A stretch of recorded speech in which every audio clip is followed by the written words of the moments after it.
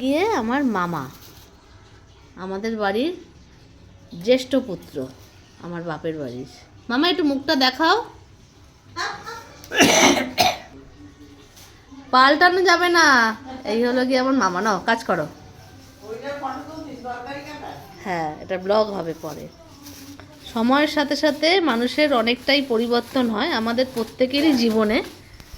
তো আমার মামা ছিল একজন খুব দাম্ভিক গম্ভীর একজন মানুষ, মনের মানুষ। এখনও ওরকমই রয়েছে, কিন্তু সময়ের সাথে সাথে, বয়সের সাথে সাথে অনেকটাই পরিবর্তন। এখন এই জীবনে এসে, অবসরপ্রাপ্ত জীবন, এই জীবনে এসে এখন সংসারের কর্মজীবন নিয়ে ব্যস্ত। শরীরে বলে জং পড়তে দেবে না, বসে থাকলে তো জং পড়ে যাবে, তাই বিভিন্ন রকমভাবে বাজারে যাওয়া, সাইকেল নিয়ে বেরোনো, হ্যাঁ, সব কিছু নিয়ে এখন তরকারি কাটছে।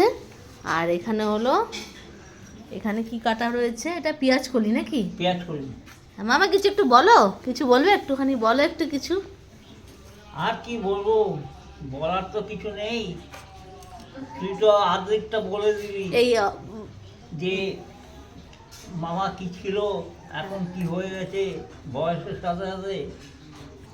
তুই তো আর্ধেক বলে দিবি। হ্যাঁ, আমার আর নতুন করে বলার কি আছে?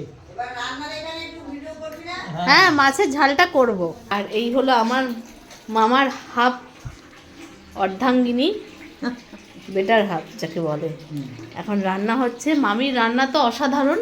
এই যে এখানে অলরেডি করছে একটা, মামা বলেছে শুক্তো বানাতে, ডালের বড়া দিয়ে শুক্তো।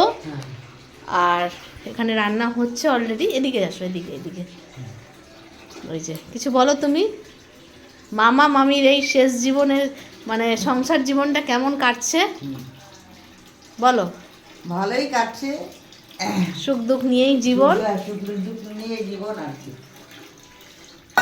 এই রান্নাটা হবে মামির হাতের সেই ফেমাস মাছের ঝাল, ভোলা মাছ আনা হয়েছে।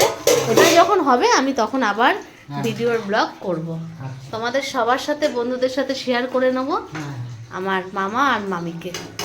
আর আমার ফেসবুকের পাতায় স্মৃতি উল্টোবে, এটা ভবিষ্যৎ জীবনে। আপাতত এখন কিছুক্ষণের জন্য বন্ধ করছি। টাটা। টাটা।